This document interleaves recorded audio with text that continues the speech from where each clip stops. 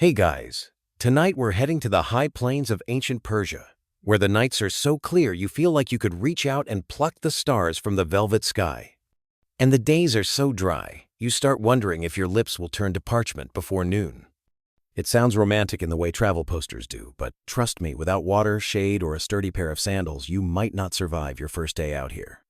So, before you get comfortable, take a moment to like the video and subscribe, but only if you genuinely enjoy what I do here.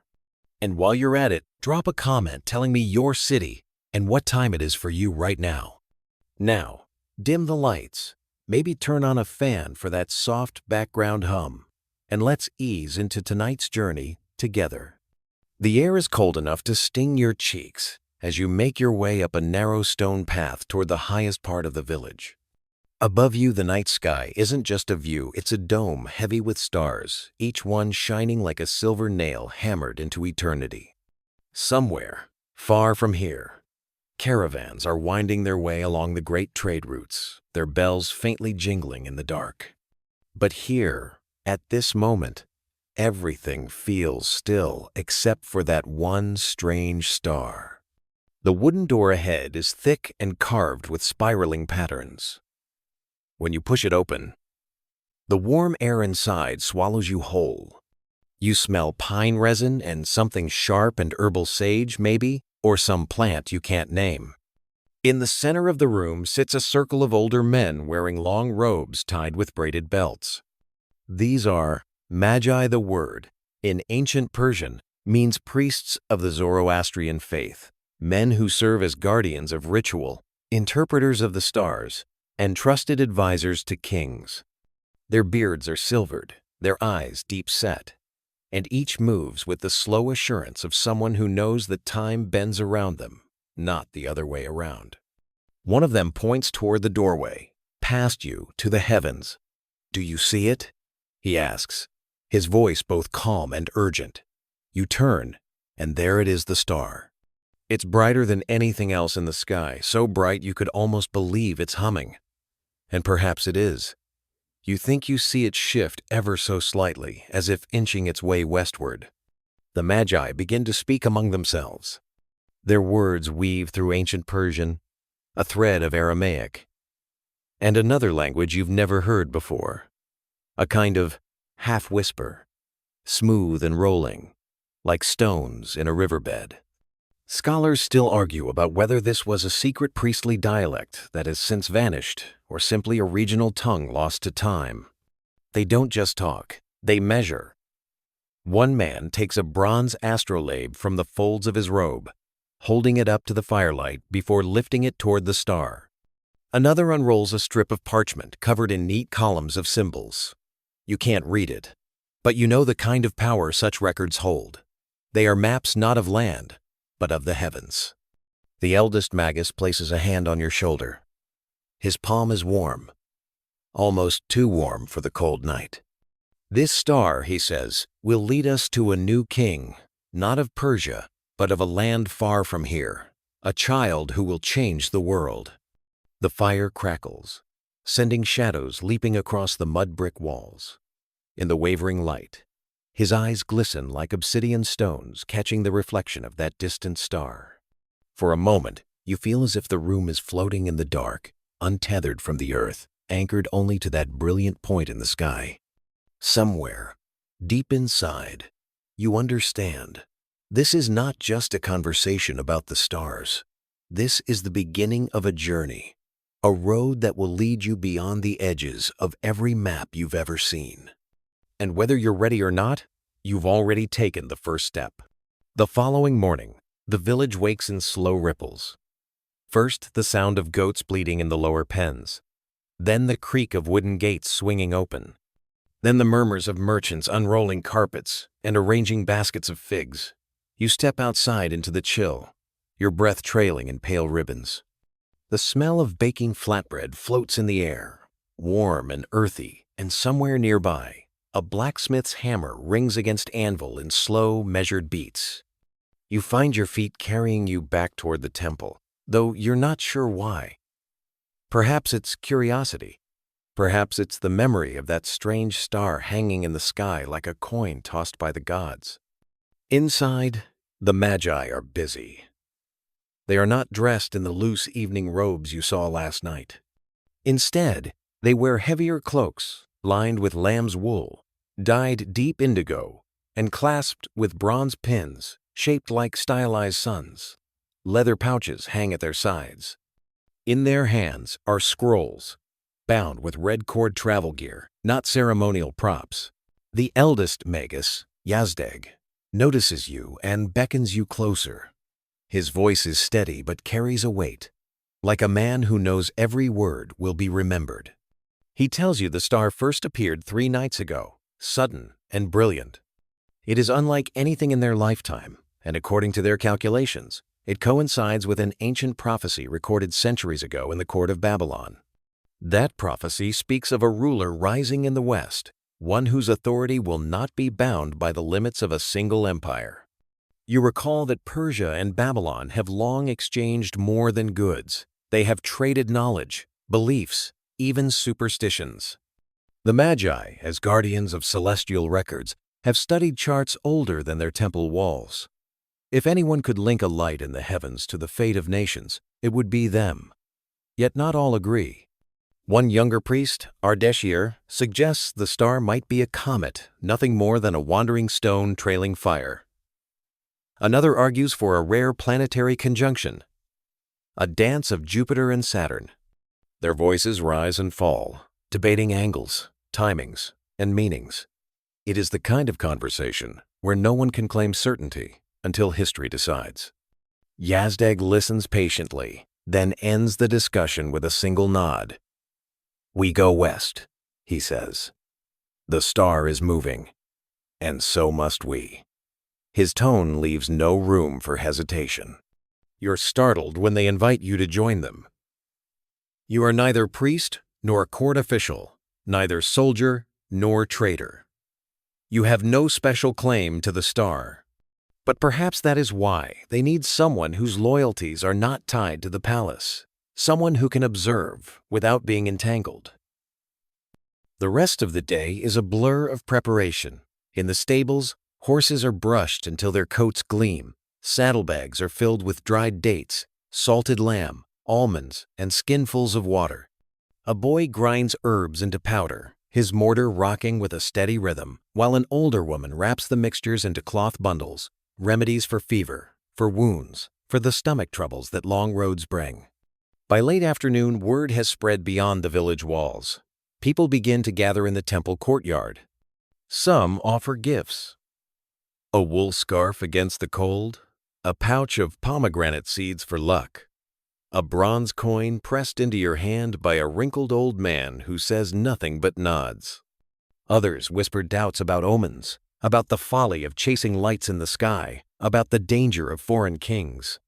Scholars still debate whether such journeys were common for the Magi or rare, almost unthinkable.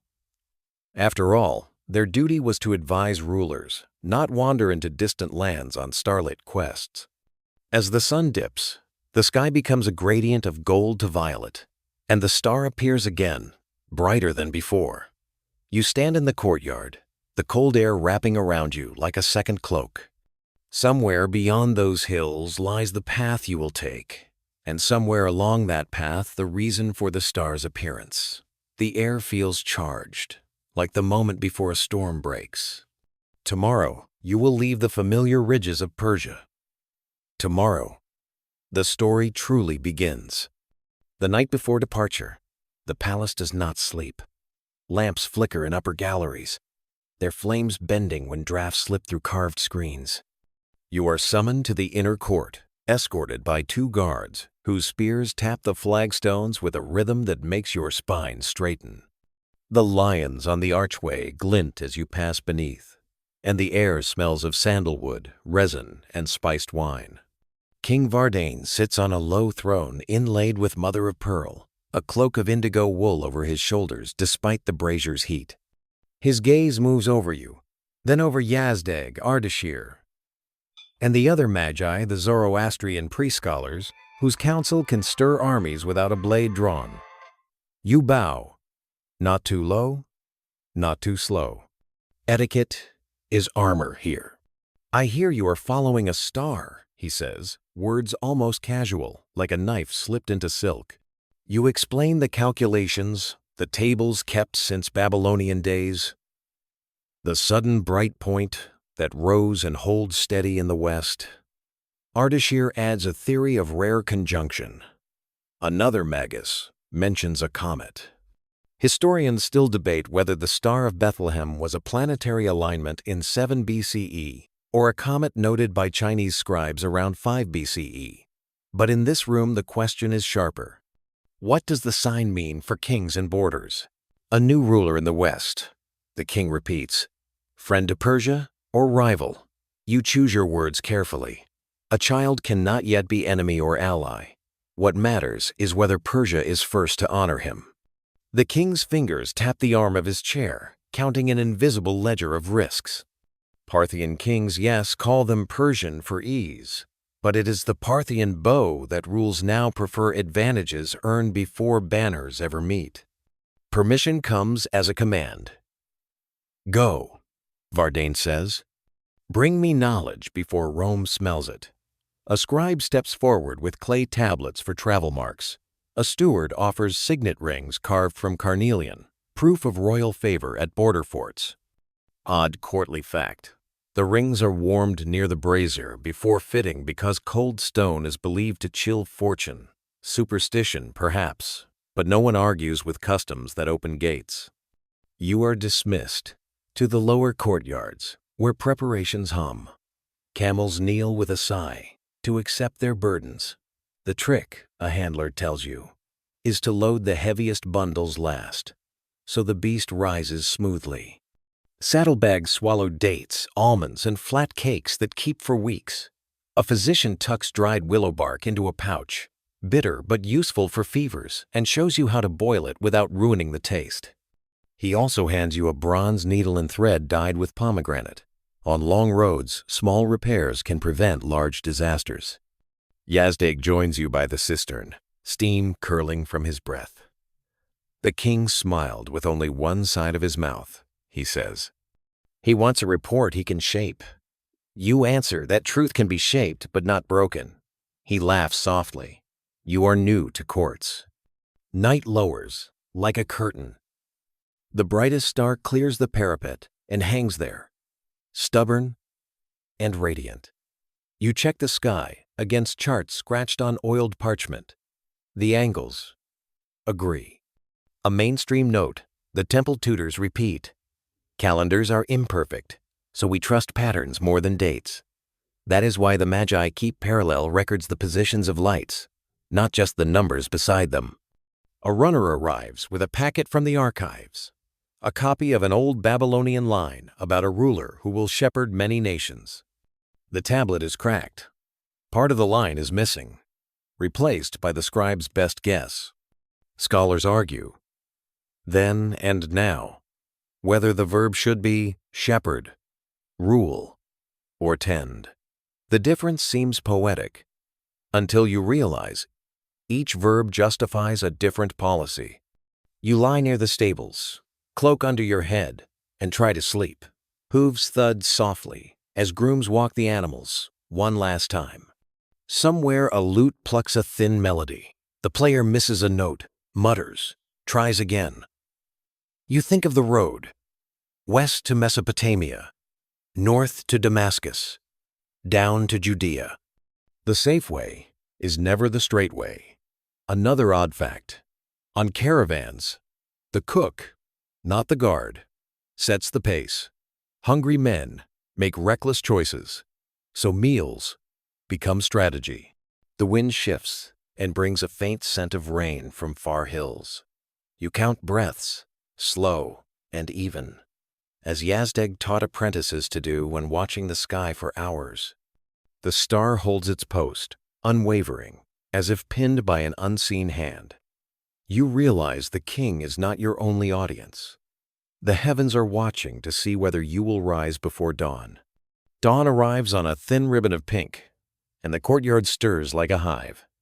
You cinch your cloak and step into the press of bodies and breath handlers calling to one another, canvas creaking, camel bells chiming in untidy harmony. The caravan master, a wiry man named Rostam with sun-bleached eyebrows and a grin that says prices are negotiable only upward, claps his hands for attention. "Keep the line tight," he says. "Mind the animals. And do not waste water on anything you cannot drink." You glance at your dusty face and accept that vanity is a luxury for cities. You roll out through the gate with the first string of camels. Mud brick walls crackle in the drying light, and a stand of date palms flickers like green flame. Bales of indigo cloth and sacks of frankincense sway from high saddles. The animals move with that rolling, indifferent grace that makes you feel clumsy just watching. Mainstream know to ground you. Caravans like this are how the Near East breathes. Persia, Mesopotamia, and the Levant, stitched together by hooves and habit long before stone roads. Ideas ride as passengers. Rumors travel faster than dust. Rostam rides the line like a schoolmaster, counting animals under his breath.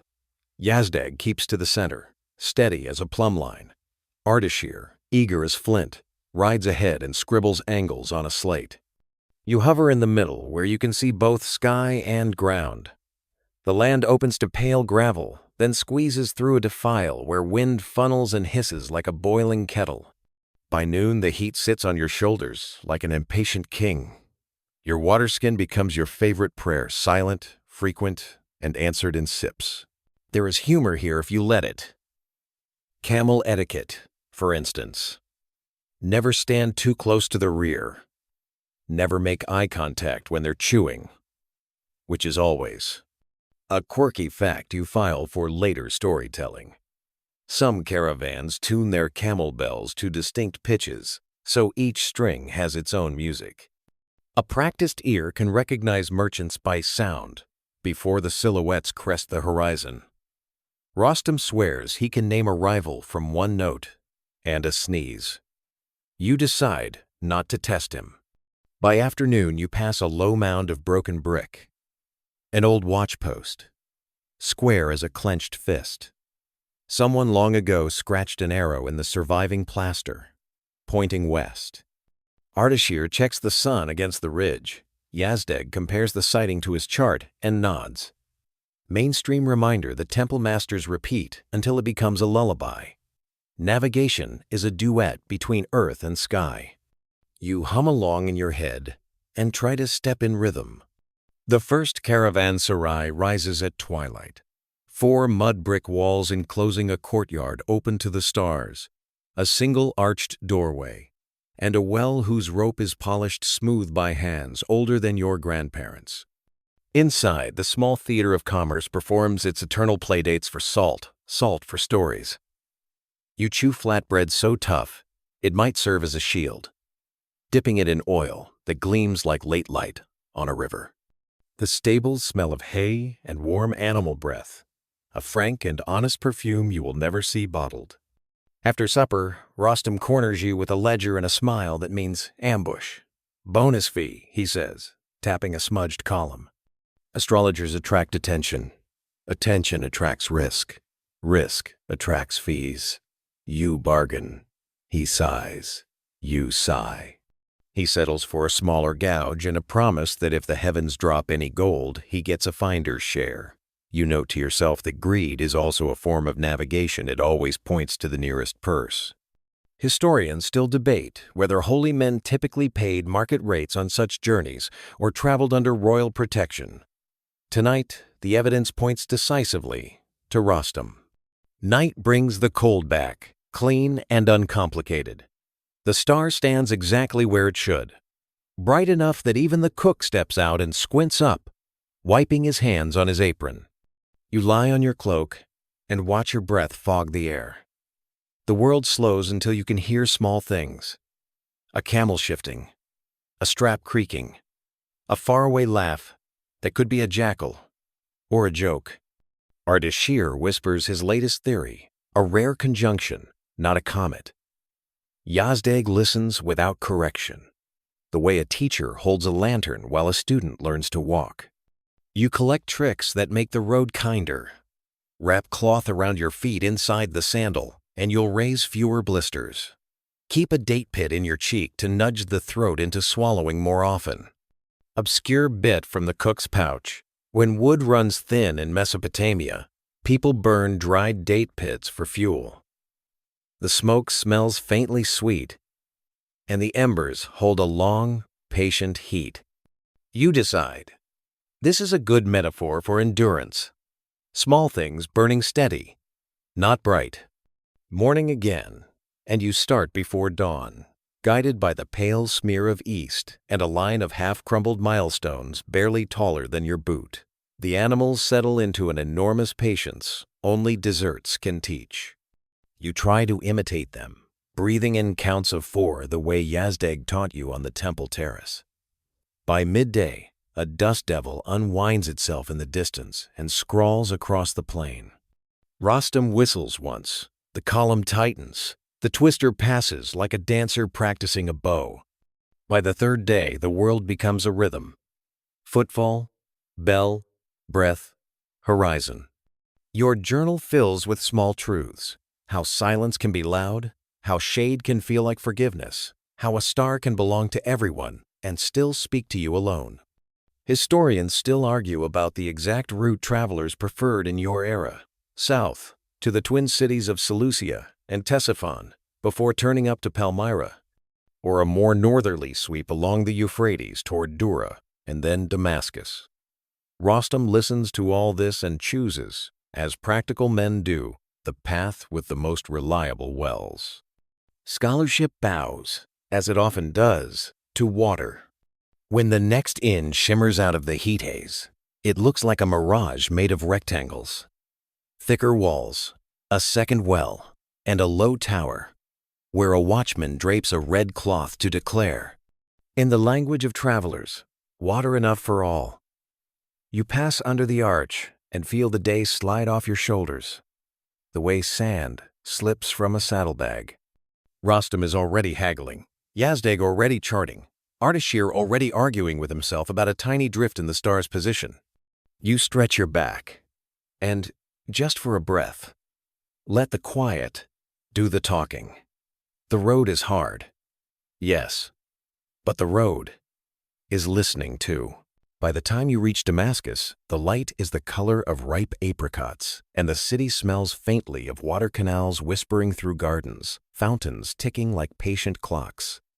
You pass through a gate busy enough to be its own marketplace.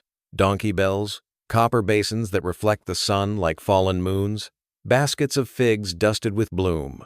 The caravan breathes a collective sigh. Cities do that to you after days of gravel and wind. They make you remember that softness exists. Rostam leads you to a khan, a caravansary with a square courtyard and arcades of rooms stacked like carefully set teeth. You guide the camels beneath the shade and feel your bones applaud. Inside, the world is a theater of small mercies.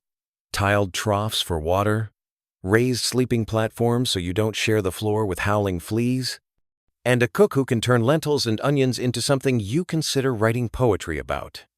Mainstream reminder to more the evening. Damascus is one of the oldest continuously inhabited cities on Earth, a knot where roads from Mesopotamia, Phoenicia, and Arabia tie themselves together and pretend it's tiny. You've just started to believe in the concept of chairs again when the stranger arrives. He has the posture of a man who thinks the room belongs to him, and the cloak of a traveler who bought the best he could afford, heavy wool, dyed a brown that aspires to red. His Latin spills with a soldier's precision. His Greek is clean, polished. His Aramaic wears a local hat. He orders wine with the calm of a man assuming it will be good. He notices the star charts before he notices your face. "Astronomers?" he asks, friendly enough. Yazdeg answers with the sort of smile that reveals nothing and thanks everything. The stranger introduces himself as Marcellus, a merchant interested in Eastern wares. The pause before merchant is small but visible, like a pebble in a shoe. You file it away. Scholars still debate how often intelligence moved under the cloak of commerce in this era. In the ledger of probabilities, you mark a small check, under likely. He drifts to your table like a leaf caught in an agreeable current. What takes you west? He asks.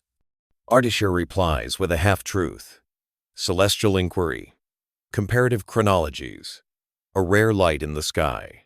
Marcellus's eyes spark. Ah, that star. Even our road wardens mention it. Superstitions keep their spears sharper. He drinks, waits, smiles. People who ask questions professionally know that silence is just another kind of net.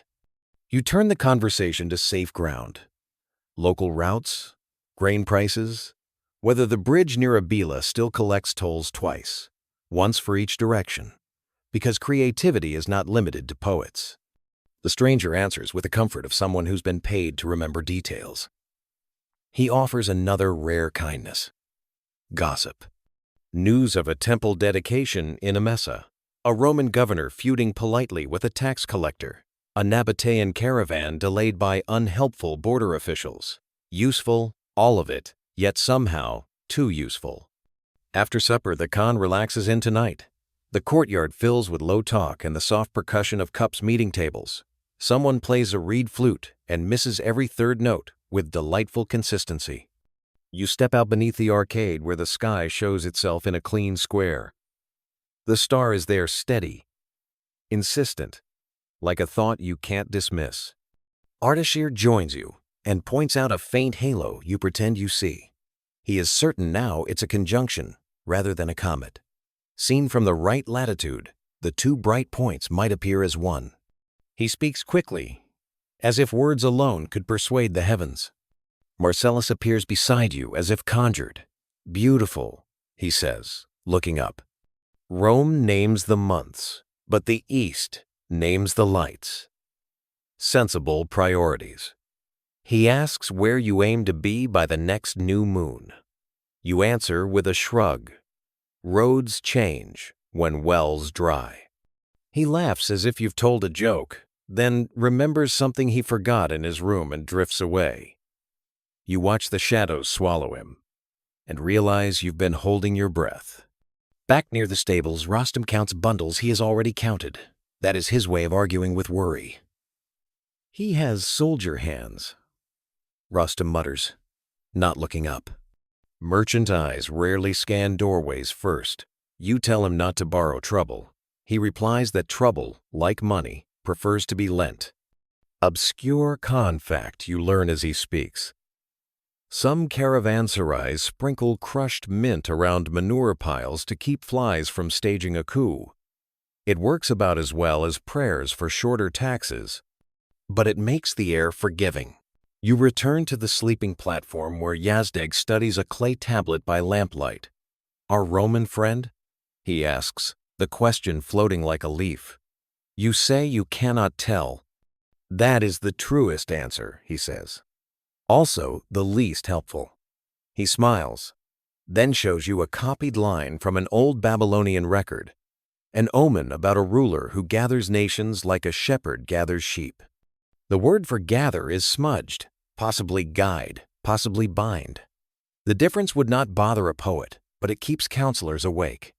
Scholars still argue whether such ambiguous verbs were deliberate, a way to make prophecies fit any crown. Sleep comes in small parcels. A mule protests the injustice of rope at midnight. Someone snores in a rhythm you begin to anticipate like waves. Every time you roll over, you find the star through the square of sky, bright as a nail keeping the night from unraveling. At some hour too late to be respectable, you wake again to soft footfalls on the arcade. You rise, pad to the edge, and see only the dark glimmer of the well. Perhaps it was nothing. Perhaps it was Marcellus turning a coin in his fingers to hear what kind of sound this place makes. By morning, Damascus looks newly washed. The canals murmur their approval. As you tighten your sandals, Rostam snaps the caravan into motion.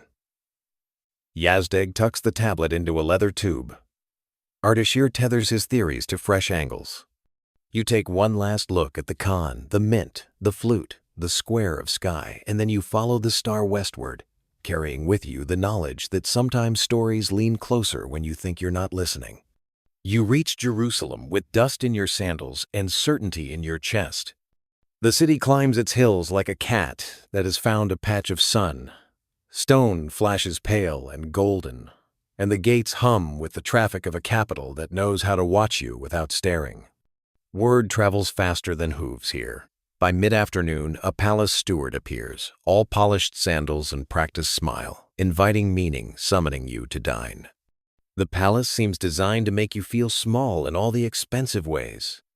High ceilings, cool shadows. Floors so smooth your reflection looks like it's considering a different life. Torches lick the walls with steady light, as you and Yazdeg and Ardashir are led through a corridor of painted vines that never learned restraint. You wonder if every leaf has a price. The banquet hall is wide enough to park a dozen chariots and pretend you're modest about it. Reclining couches curve around low tables set with bread, olives, and dishes arranged like a map of ambition. Herod sits where the air naturally gathers, a man whose voice takes the room the way water takes a bowl. Mainstream note to ground your nerves. Herod is Rome's client king, famous for building things that look too heavy to lift the expanded temple platform. The port at Caesarea with concrete that hardens in seawater. Fortresses that pretend they're mountains. He is also famous for sleeping with one eye open. Rumor says the other eye never quite rests. He opens with charm you can feel from across the table. Travelers, he says, bring news and appetite. I trust you have both. You bow just low enough, and the dishes arrive in careful procession. Lamb perfumed with herbs, dates stuffed with nuts, a sauce so glossy it claims to be a mirror.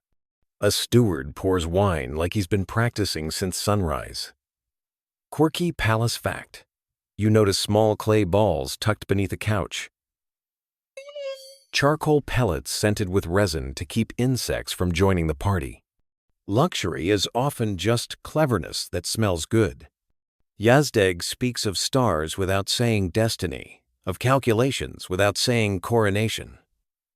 Ardashir mentions an unusual conjunction, two wandering lights appearing as one, two eyes in the right place. Herod listens, one finger tapping a rhythm that has nothing to do with music. A king in the West, he says, tasting the words. A child. He smiles the kind of smile that could cut bread.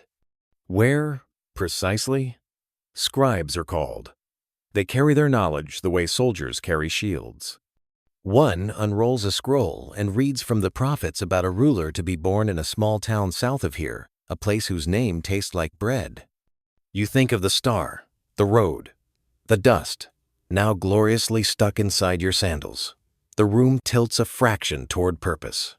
Herod leans closer, voice soft as felt. Go, he says, and search diligently.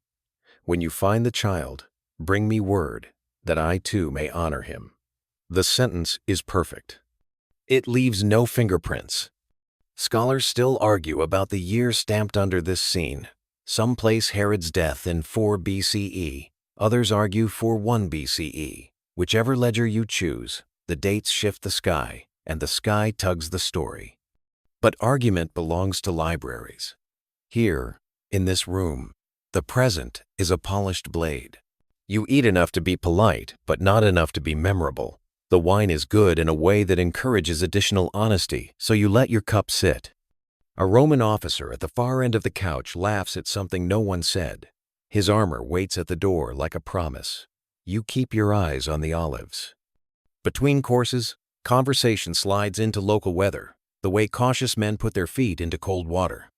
A servant mentions the winter palace in Jericho, with baths warmed from beneath hypocausts, little brick pillars holding up floors, while hot air threads through them like a patient snake.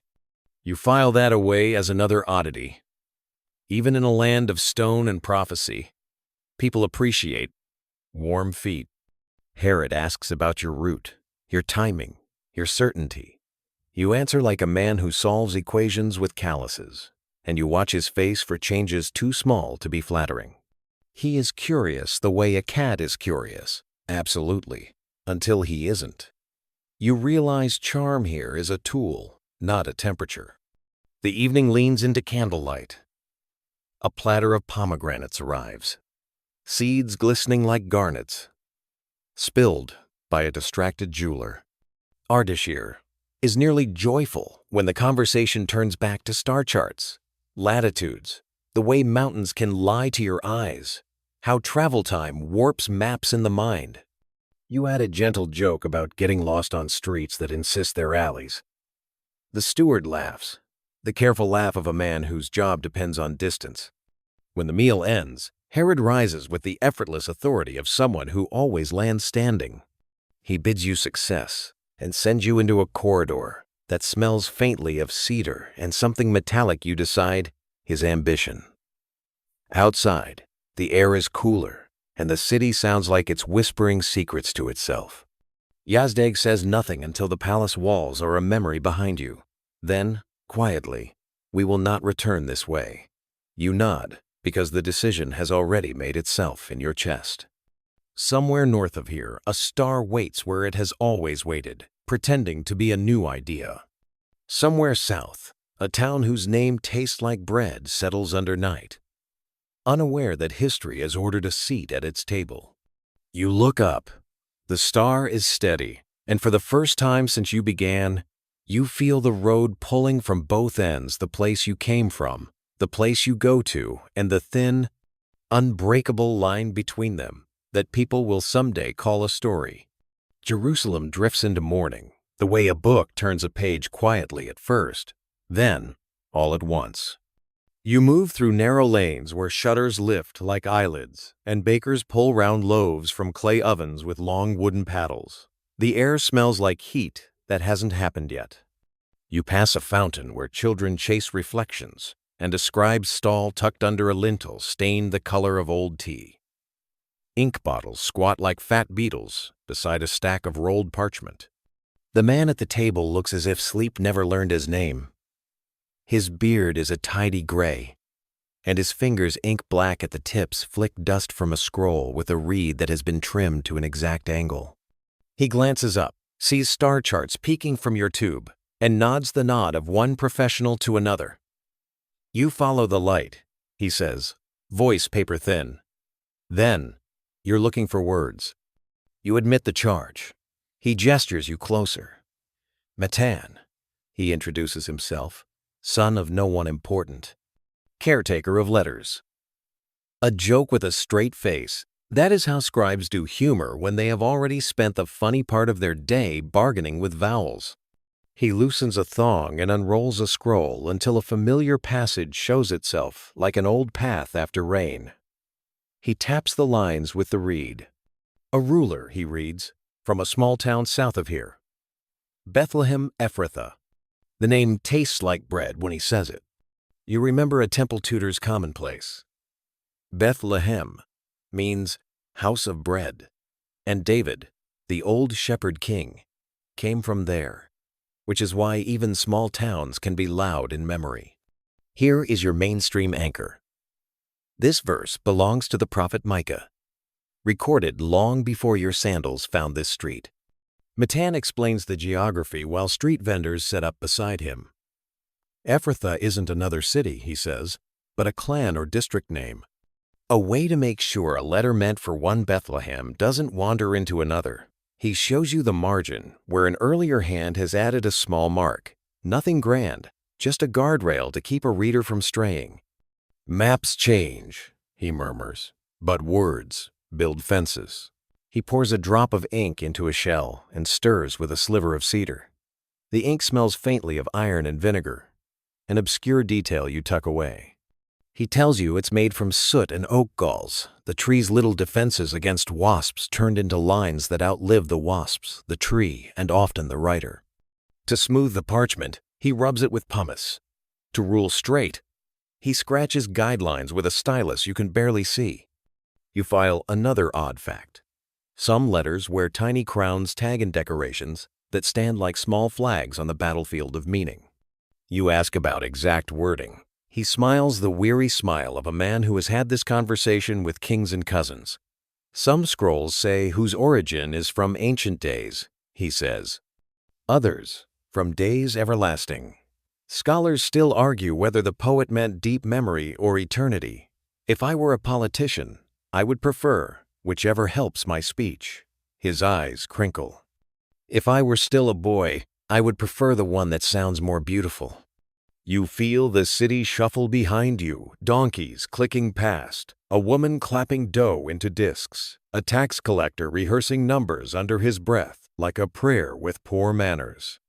The star waits where the sky lifts above the rooftops, stubborn and bright, even in daylight's first wash.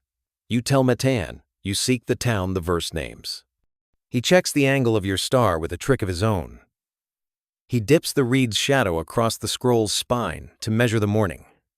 South, and a little west, he says. The distance is close enough to carry your doubts without breaking them. He asks for nothing in payment, then asks for a story instead, where the star first found you, what the road does to a man who listens too long.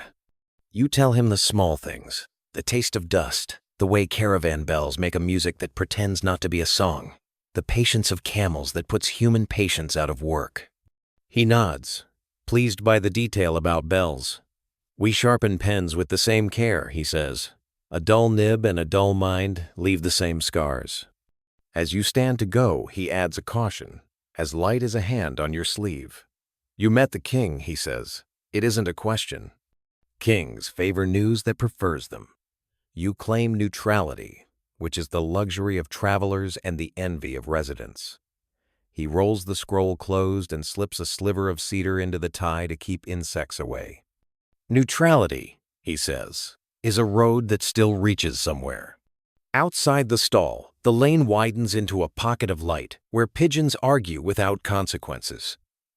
Yazdeg joins you, eyes already on the strip of sky. Ardashir arrives breathless with a new certainty. The star's apparent halt is an illusion caused by our movement and the angle of the ecliptic. You suggest eating before anyone tries to prove the heavens wrong on an empty stomach. A boy selling dates grins and overcharges you graciously.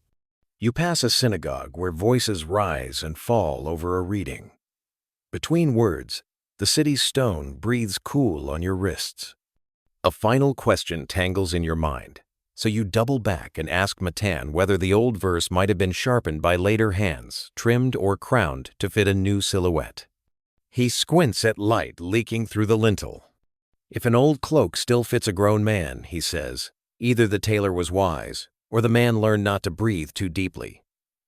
Scholars still debate how much later copying polished earlier prophecies. He adds without blinking, but I copy what I receive, and I receive what survives. The road south runs like a seam through the hills. You shoulder your pack and follow it out of the city, past terraces where olive trees hold the ground in green fists. The star won't argue. It just insists.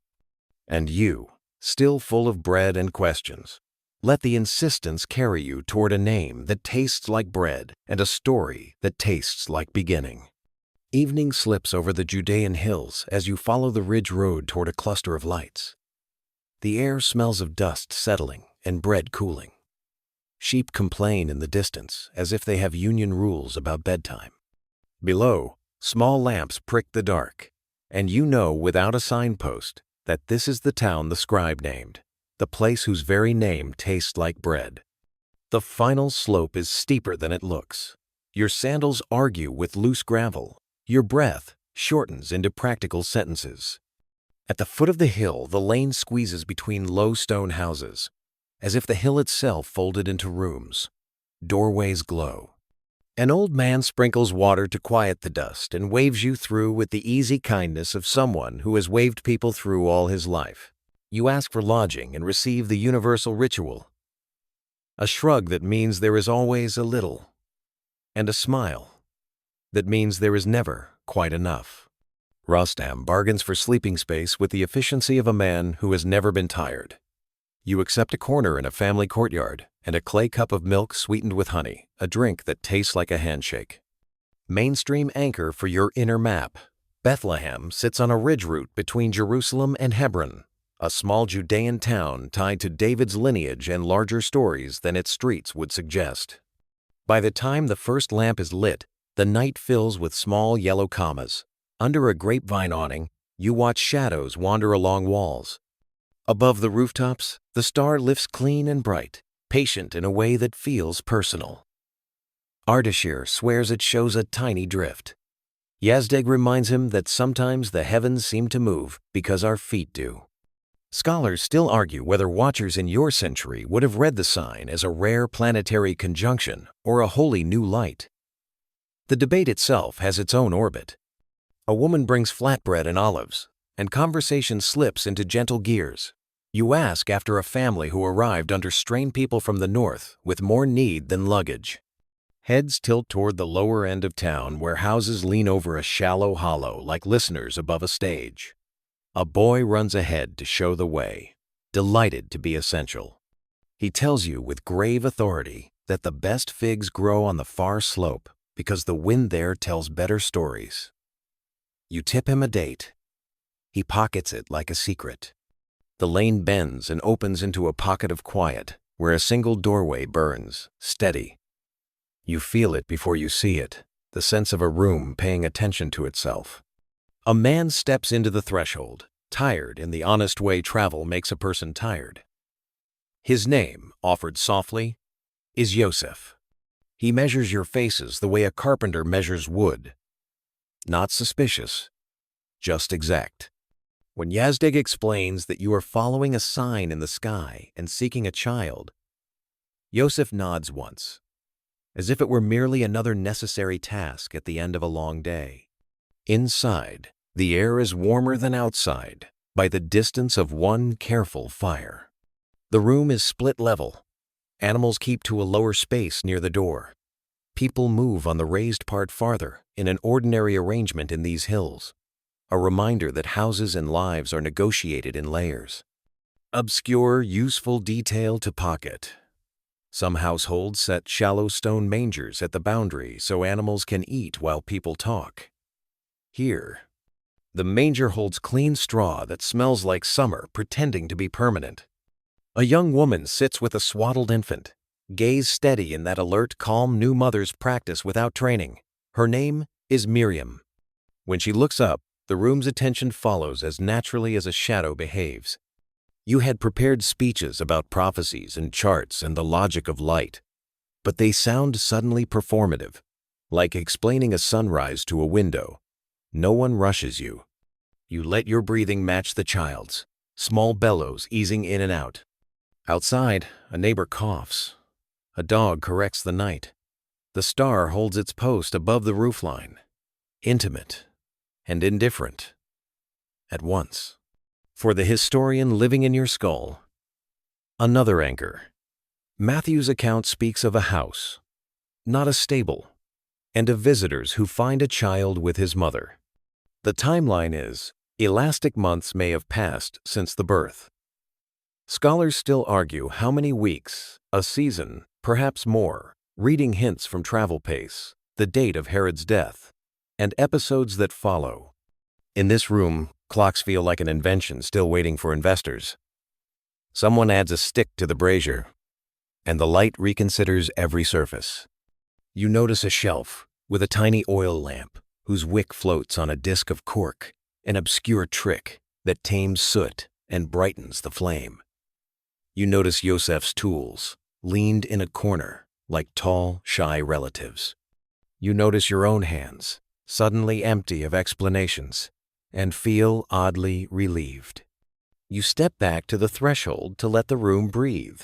Outside, the sky is ink with a single bright correction.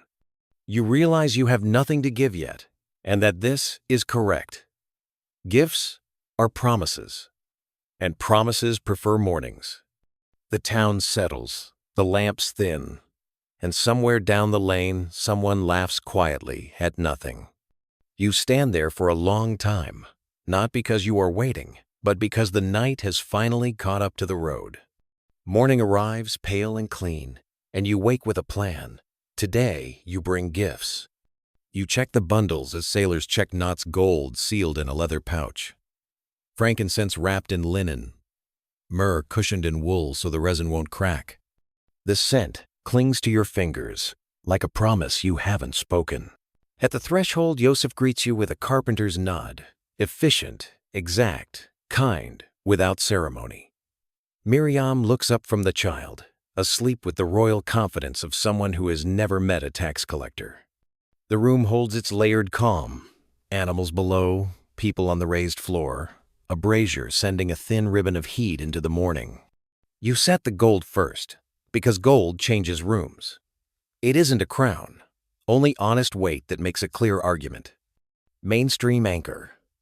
Matthew records 3 gifts: gold, frankincense, myrrh, without stating the number of visitors. Later, tradition assumed 3 because of the list. Historians still argue whether that number belongs to the story or the storytellers. Yazdeg speaks softly as you open the pouch. Gold is portable certainty. Kingdoms prefer it to opinions. You recall the old Persian derrick sunlion stamped and persuasive, though silver does more of the talking now. Yosef tests the pouch in his palm, as if measuring the future's appetite. Next comes frankincense, pale tears of boswellia, hardened by sun and time. You unwrap the linen, and the room brightens by scent pine, citrus, a note like clean light. Ardashir cannot help himself. The best resin rides camel caravans from Arabia along incense roads, taxed at every fort that can spell tax. Quirky fact to pocket. Merchants call the raw drops pearls, and some temple ledgers count them by color because purity glows differently. Finally, myrrh. Darker, denser, its scent closer to earth after rain. You murmur that myrrh travels as medicine and perfume, both dabbed on wrists, mixed into salves for sore mouths, burned in pinches to steady rooms where nerves have the loudest voices. You leave unspoken the harsher uses. Mornings deserve gentler company. Still, a truth steps in uninvited. Gifts always say more than their wrappers. Miriam smiles, and the child stirs as if the world just cleared its throat. You try not to bow too deeply to a baby, then do anyway. The house breathes with you, wood settling, water whispering in a jar, a dove rehearsing complaints on the roof. Yazdeg gives meanings in a teacher's quiet gold for kingship, frankincense for devotion, myrrh for the cost of being mortal. Scholars still debate whether these choices were theological or simply costly and practical on a long road. You decide both can be true. You notice small things, because small things hold the day together. The lamp's wick floating on cork, so the flame stays steady. Straw that smells of summer, a fine crack in the plaster shaped like a riverbed. Yosef thanks you with a craftsman's brevity. Miriam thanks you with a look that accepts help without surrendering dignity. Rostam appears at the threshold like a rumor that grew legs. "Honors delivered?" he asks. You nod. He studies the lane as other men study ledgers. "People watch gifts," he mutters, "the way cats watch doors." You think of Herod's soft voice and feel the remark, "Try on several pairs of shoes." The child wakes long enough to blink at the brightness. Your chest loosens, as if some old knot quietly agreed to be string again. Tears arrive, without permission. You turn your face, so they fall into your beard rather than onto the floor. Miriam pretends not to notice, which is the kindest possible noticing. Outside, the lane measures morning in footsteps and low voices. A shepherd whistles. A clay jar taps a doorway. You step into the light, and the star is pale now, but still there, stubborn as truth. Ardashir notes a small apparent drift, nothing the charts refuse to accommodate. Mainstream reminder, in these latitudes, a conjunction can seem to pause as Earth and traveler move. Scholars still argue which year best fits the sky. You return, not because you forgot anything, but because endings prefer courtesy.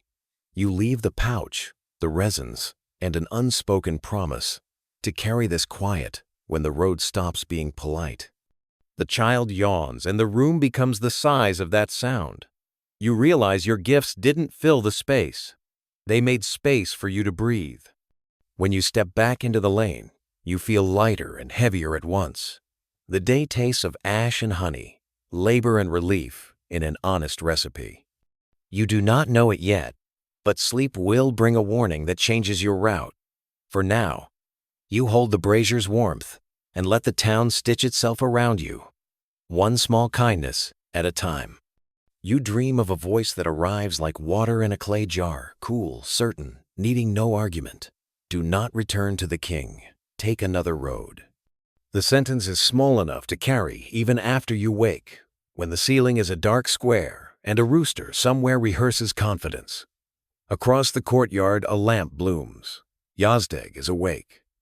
Ardashir follows, hair undecided between sleep and duty. No one explains.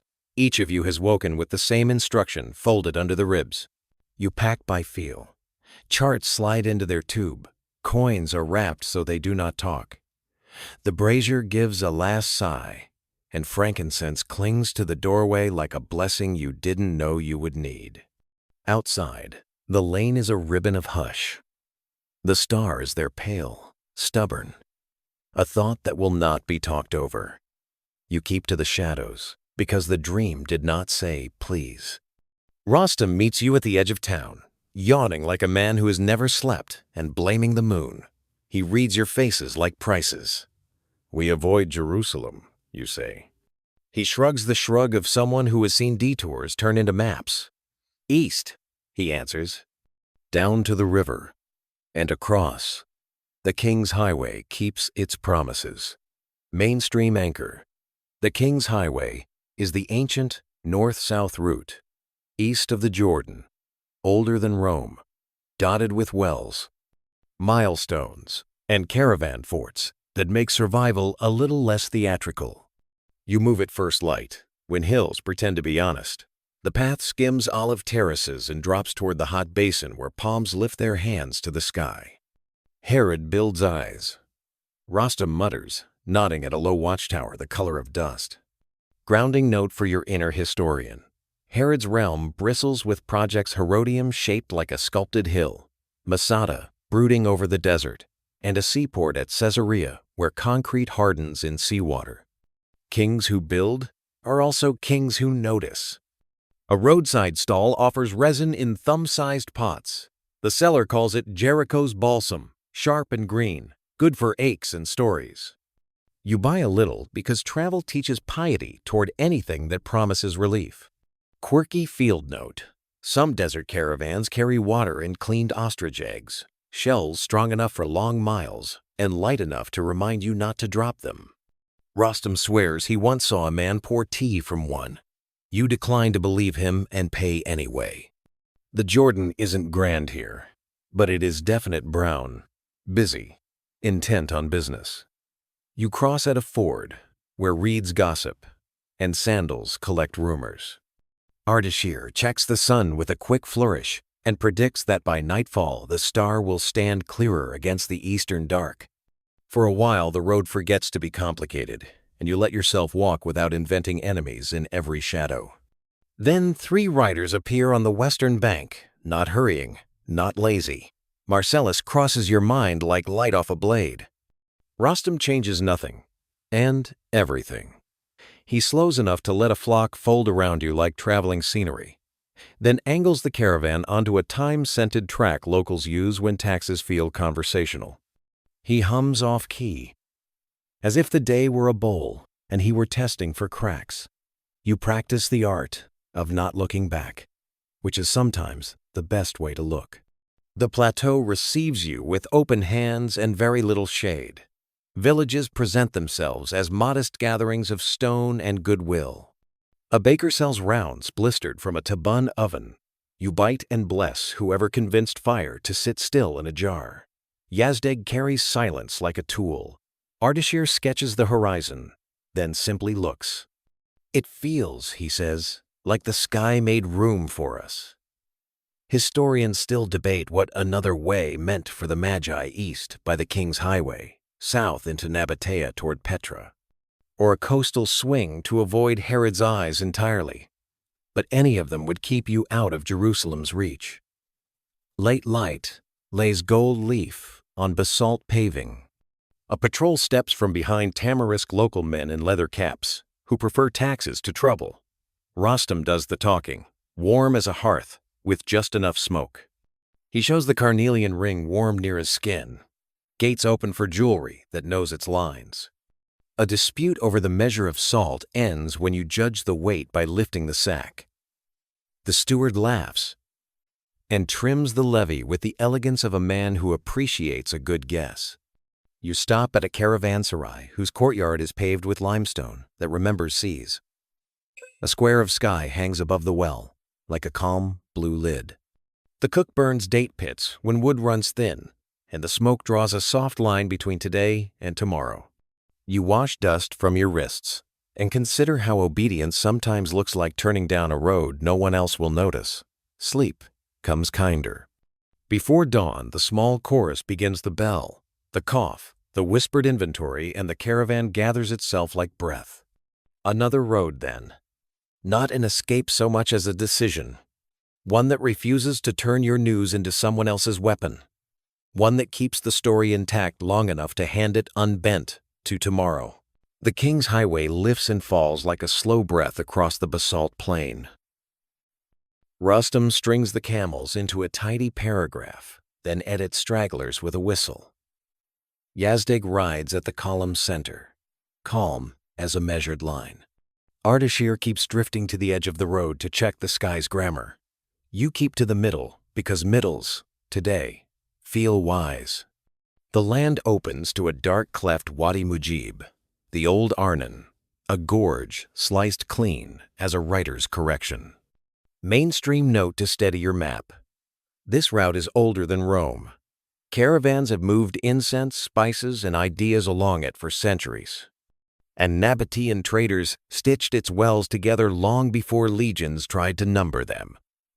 Somewhere south, a red city waits inside its own stone Petra, capital of people who convinced water to obey rock. At a ledge above the wadi, a way station leans into the slope. Mud brick rooms, a square of shade, a well that sounds deeper than it looks. A woman tends bundles laid out on a reed mat, leaves, resins, strips of bark tied in polite rows. Solma, she says, not selling the name, only offering it. She knows herbs the way Ardashir knows angles. Her hands file you under dusty, thirsty, educable. When you cough, she gives you a pinch of ground hyssop and honey. It tastes like a clean decision. Obscure field fact you peel from the station wall. The plaster lining the cistern is mixed with crushed pottery, ash, and lime. It cures into something water can't argue with. The Nabateans were masters of this channels. Settling basins, covered pools with sand and charcoal filters stacked like quiet miracles. You tap the rim and feel the thrum of a city that trusts tomorrow, enough to save for it. Ardashir and Solma fall into an easy debate: stars versus stems, ephemeris versus infusion. He sketches the ecliptic with a twig. She fits leaves along it like constellations that smell better. Their conversation drifts in the sweet spot between earnest and teasing. You pretend to check a girth strap and choose to let it be. Travel has a way of sprouting small green things in the cracks. You descend switchbacks that teach patience to your ankles. The river below is brown and busy, shouldering its way through a bed it clearly believes it owns. You ford at a shallow where reeds whisper like rumor. Halfway across, Ardashir frowns, pats his tube of charts, then relaxes. Your breath restarts. On the opposite bank, a patch of trampled mud shows a neat pattern of studs. You recognize the starburst of a Roman sole. Marcellus brushes the back of your mind like a fly that refuses promotion. Scholars still argue how often imperial eyes traveled as merchants along these roads, but hobnails have poor poker faces. Rostam makes small changes that add up to a large one. He shortens the column, switches the order of the load animals, and asks the cook to hang the bell with the deepest tone at the rear, so sound folds inward. Music keeps a group honest, he says, and honest groups stay found. When he feeds it, he hums to the yeast like it understands compliments. You approve of any superstition that produces bread. Past noon. Heat sets up its little throne on your shoulders. The road climbs to a flat, where wind writes short notes on your cheeks. A mile marker slumps in the brush letters ghosted by time, numbers that once believed in their own authority. You dismount to stretch and notice a thin smear of resin on your chart tube's seal. It is not your resin. Something inside you tightens the way thread does when a stitch pulls true.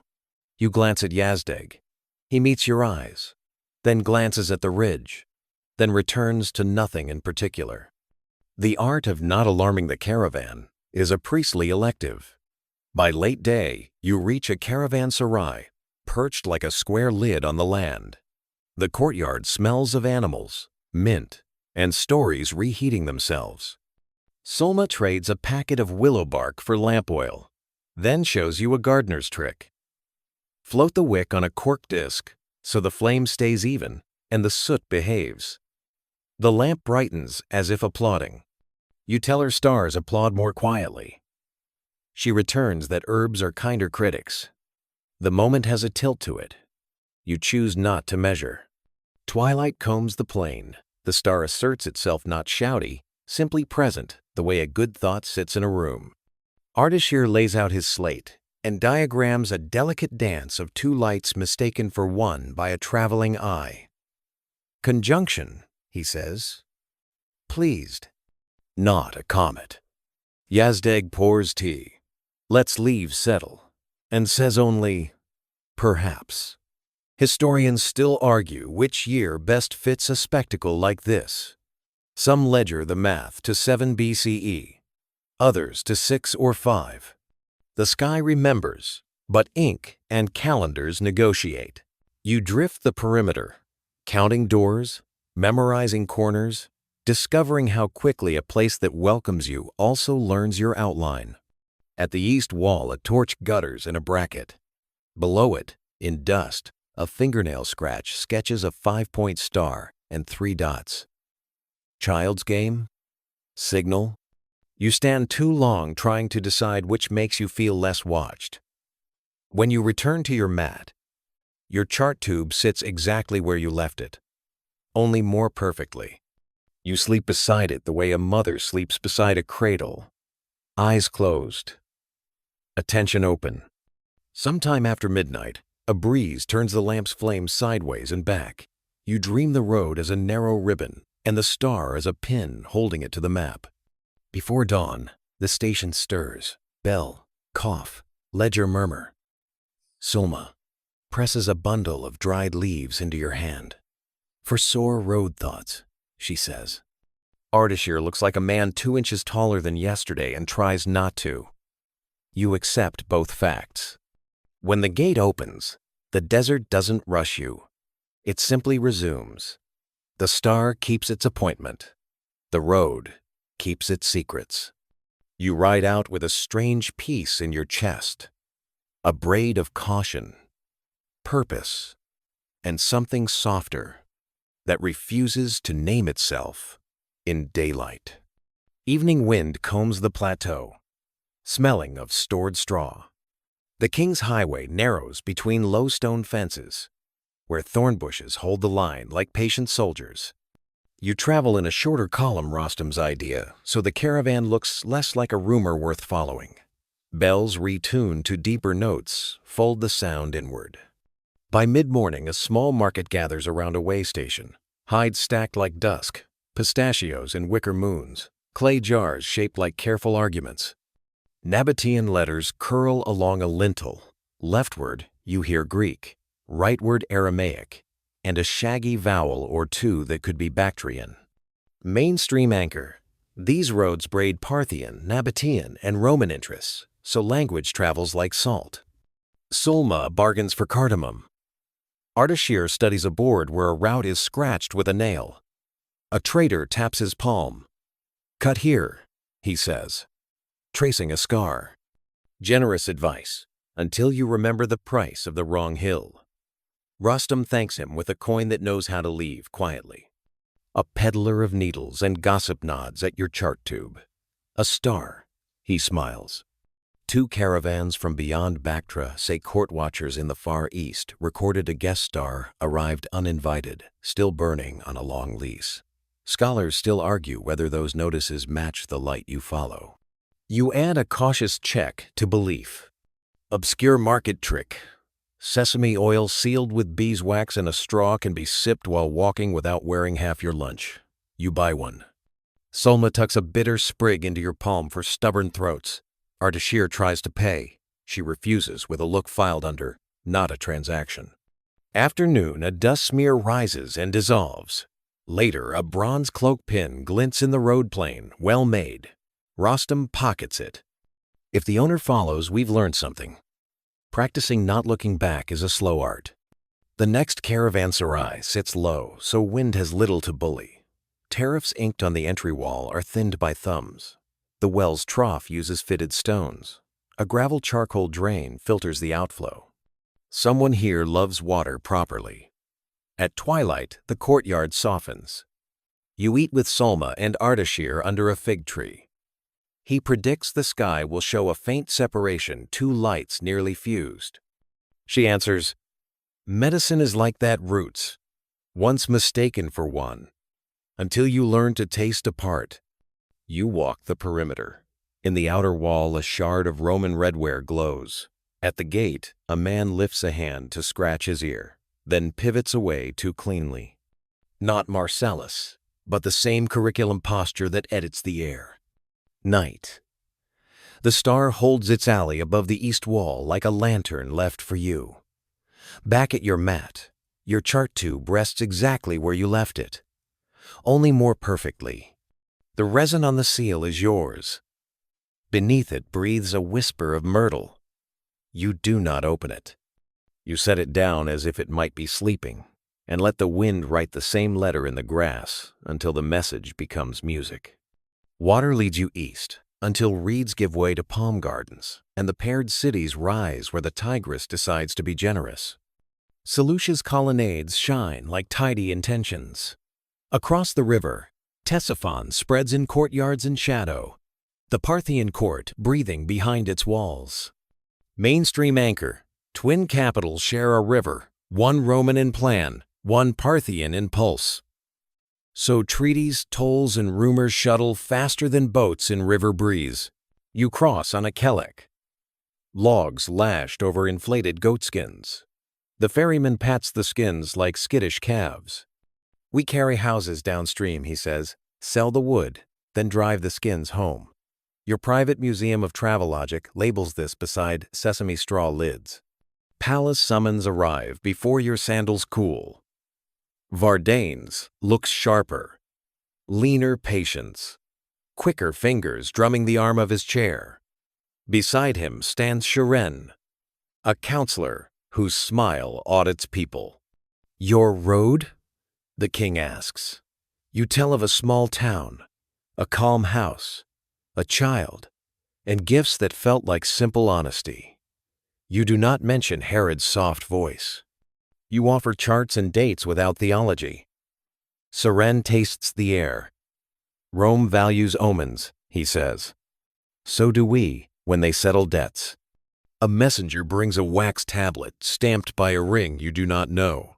Seren opens it and says, for the record, Herod levies new funds for temple works. Timing is never innocent. The court shifts, scenting leverage. Your report becomes a coin tossed between empires. Scholars still argue whether Magi traveled as diplomats or only as scholars. You stand in the seam where arguments become orders. An archivist named Persia guides you into cool rooms, where clay breathes and leather oils the air. Your Babylonian copy is catalogued under omens and shepherds, placed beside fragments that wear fingerprints like rain. Obscure scribe fact. A reed stylus cut at the wrong angle leaves a dialect of wedges Future readers can identify the way a child recognizes a parent's hand. In a corner, a boy scrapes soot from lamp chimneys to mix tomorrow's ink, an obscure but dependable industry. Evening belongs to the quieter bank. Rostam counts wages. Ardeshir checks the sky and, almost absently, scans the crowd for Solma. Nabatean caravans brought me north, she says, raising a pouch of cardamom. The world grows small when wells are shared. News follows like dogs. A question about Herod finds you. You answer with a silence shaped like discretion. Marcellus passes once on the far side of a square, his cloak too modest for his posture. Back in your room, the chart tube sits where you left it, again slightly more perfect. The myrtle ghost lingers under your resin. By dawn, the palace requests a digest for friendly eyes in the west. Vardanes phrases it as courtesy. Surin files it as leverage. You choose sentences that can travel without becoming weapons and learn, sentence by sentence, how truth can be precise without being obedient. A week of audiences wears edges on your patience. The archives become refuge, cool as shade, smelling of clay and leather, a hive whose honey is time. Persia lets you copy your notes onto fresh parchment, murmuring, ink is a kind of shelter. You work slowly, aware that accuracy is courage. One morning, a clerk sets down tubes, labeled in the same neat hand. Yours sits among them like a twin whose smile is too polite. Resin right, cord right, weight, almost right, almost. You lift both yours and its sibling and feel the faintest difference, as if one carries an extra breath. You cut the false tube. Inside, a competent copy of your charts and a replacement for the Babylonian line about the shepherd king, the verb quietly altered to bind. Small word, large ambition. Surin enters before you can reseal. He studies the twins the way a moneylender studies silence. Efficiency, he says lightly. In case originals are delayed, scholars still argue whether courts of your era polished prophecies to suit policy. Today, the hypothesis arrives with a polite bow. You request the original for personal custody. He smiles like a man approving rain. You carry the true tube to Persia. She cleans her stylus as if washing a wound. Make a third, she says. Send it nowhere. She pulls parchment so fine it whispers and teaches a scribe's oblique, a margin mark that looks like flourish but means verify against master. Obscure craft note. Some scribes hide tiny witness letters at line ends. If a copyist strays, the string breaks. At dusk, you meet Solma by the river, where boats kiss the bank and pull away like hesitant thoughts. She presses ground myrtle into your hand, a scent you had begun to dislike and now recruit. Layer it over your resin, she says. If our friend follows scent, give him too much to follow. Ardeshir arrives with jars of ink and the look of someone who has chosen the complicated kindness of staying. You weave a simple redundancy. True tube with you, a sealed copy lodged under Persia's lock, a tidy impostor left in plain sight. You also dispatch a second copy east with a Nabatean broker who never writes names, addressed to a scribe in Damascus called Matan, the man who fences words against confusion. Mainstream anchor. Such packets ride caravans under clay seals. Couriers break and reseal with signets as routine. Scholars still argue whether relays preserve texts or multiplied errors. You decide survival beats purity tonight. Morning brings an archive arranged too neatly. A ledger line is a shade too right. Nothing is missing. Officially. Everything is altered. Potentially. Persia shrugs and whispers. Loss sometimes wears perfection. You walk out with the true tube under your cloak, and the knowledge that survival often means letting history misplace what it cannot safely parade. That night, the star rises like an answer that refuses cross-examination, and you breathe until worry remembers it is only a kind of weather. Years later, the road unfolds from memory the way a map relaxes after too long rolled. You travel lighter now, one blanket, one cup, one habit of listening. Rostam owns a khan on the basalt plain. He overcharges you out of respect. Yazdeg died as he lived counting breaths beneath a clear sky, leaving his charts to the archive and his silence to anyone who needs it. Ardashir and Sulma keep a stall where the king's highway dips toward the Red Land. They mend fevers and arguments with equal patience. Knights on the step are a brass bowl nailed with stars. The guest in the sky is gone, moved on, renamed, or simply outlived, but the habit it taught remains. You look up before you decide which way is down. Mainstream anchor to steady your future reader. Scholars still argue what that light was. Conjunction, nova, comet, miracle, but arguments are roads too. They lead people toward carefulness. Mainstream anchor. Caravanserais stood roughly a day apart on major routes so animals could water and men could bargain without breaking. Some still do. Scholars still argue whether that grid was imperial policy or an accretion of habit. Obscure note. Some keepers stamp bread with carved seals so loaves return to the right hands after the oven. In a town that tastes of clay and lentils, you find a child tracing a 5-point star and 3 dots in dust, the old sign from that caravan wall. Who showed you? You ask. She points at her grandmother, who says it keeps bad dreams from walking straight. You smile and change nothing. Obscure field note. Dreams obey customs. When you speak to them gently. One evening you reach a ridge where the wind sits and thinks. Below, fields and water piece into a quilt sewn by patient hands. You take out your tube, the true one, cracked at the honest places, and unroll pages whose ink has softened like a voice getting old. The Babylonian line is still there, the verb still undecided by anyone powerful enough to insist. You underline nothing and feel that choice working. Sometimes you return to Bethlehem's lane. The doorway glows. The house breathes its layered breath.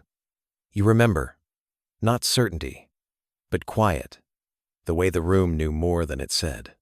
If history asks what you witnessed, you will answer carefully. Travelers brought gifts and restraint.